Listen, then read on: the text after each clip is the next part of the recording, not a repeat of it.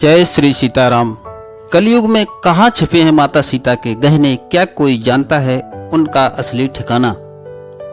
कहते हैं जब रावण माता सीता का हरण कर रहा था तो सीता माता ने अपने निशानियों के रूप में गहने एक एक करके धरती पर फेंक दिए ताकि भगवान श्री राम उन्हें ढूंढ सकें। पर सवाल उठता है वो गहने कहाँ गए? क्या वो गहने आज भी धरती के किसी रहस्यमय स्थान पर छिपे हैं या किसी राजवंश ने उन्हें सदियों से सुरक्षित रखा है?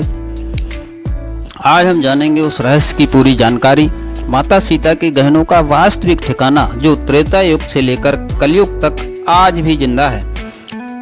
रामायण के सुंदरकांड और अरण्य कांड में वर्णन आता है जब रावण सीता माता को पुष्पक विमान के माध्यम से लेकर जा रहा था तो उन्होंने अपने कर्णफूल, नुपुर, चूड़ियां और अंगूठियां एक एक करके धरती पर गिराईं।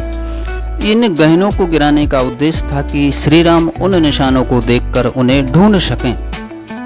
हनुमान जी जब लंका गए तो उन्होंने वही कर्णफूल और चूड़ियां सीता माता से पहचान कर दिखाई और माता ने कहा ये वही हैं जो मैंने मार्ग में गिराए थे।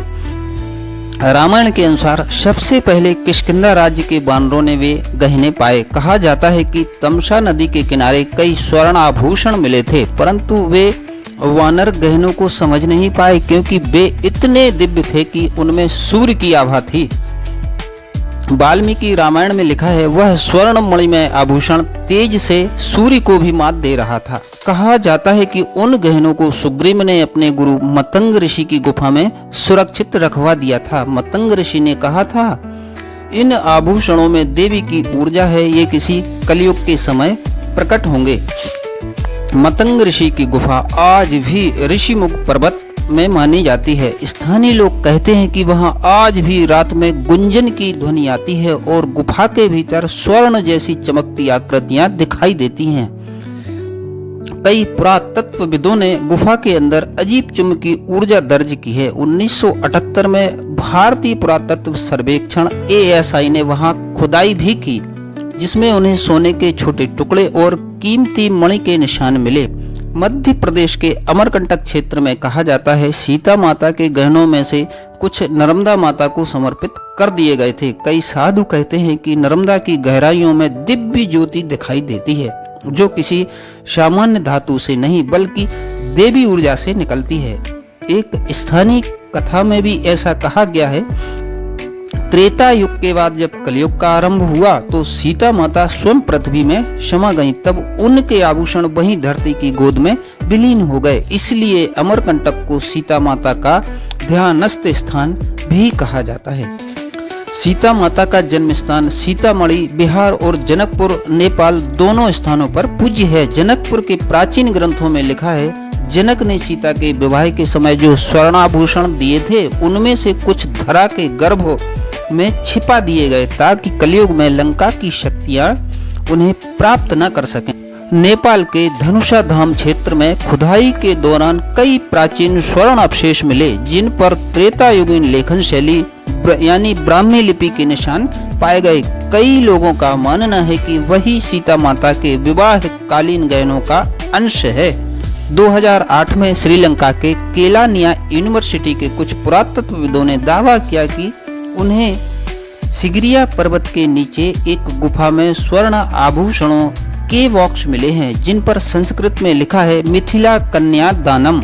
हालांकि श्रीलंका पर सरकार ने उस खोज को सार्वजनिक नहीं किया पर कहा गया है कि उन गहनों से प्रबल विद्युत चुंबकीय ऊर्जा निकलती थी जिसके कारण उन्हें सीलबंद कर दिया गया। कई रहस्यवादी कहते हैं वह गहने किसी मंदिर में नहीं बल्कि अब भी भूमिगत शिवलिंग के पास सुरक्षित हैं।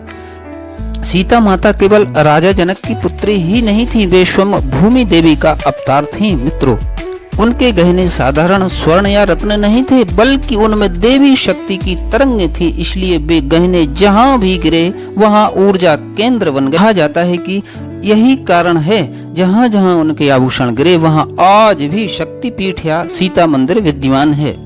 भारतीय पुरातत्व वैज्ञानिकों ने यह माना कि रामायण काल के कुछ अवशेष अब भी भारत और श्रीलंका के बीच एडम्स ब्रिज यानी राम सेतु के पास मौजूद हैं और सोनार तकनीकी से स्वर्ण मिश्रित वस्तुओं के संकेत मिलते हैं। कुछ अनुमान है कि यह वही गहने हो सकते हैं जो सीता माता ने समुद्र मार्ग से फेंके थे। हालांकि सरकार ने इस पर अभी तक कोई खुली रिपोर्ट जारी नहीं की।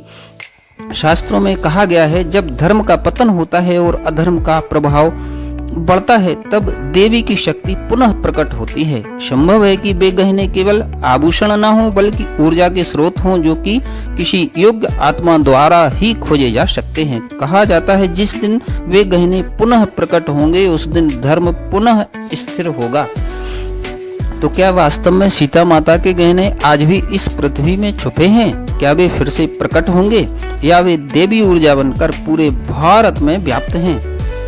सवाल बहुत हैं पर उत्तर छुपे हैं श्रद्धा और आस्था के बीच। माता सीता की कथा केवल एक कहानी नहीं, वह त्याग, शुद्धता और शक्ति का प्रतीक है। उनके गहने, उनका नाम और उनका आशीर्वाद आज भी इस धरती को पवित्र बनाए हुए हैं।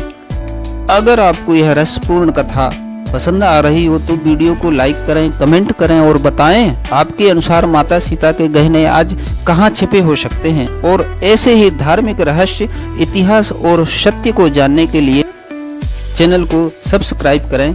जय श्री सीताराम।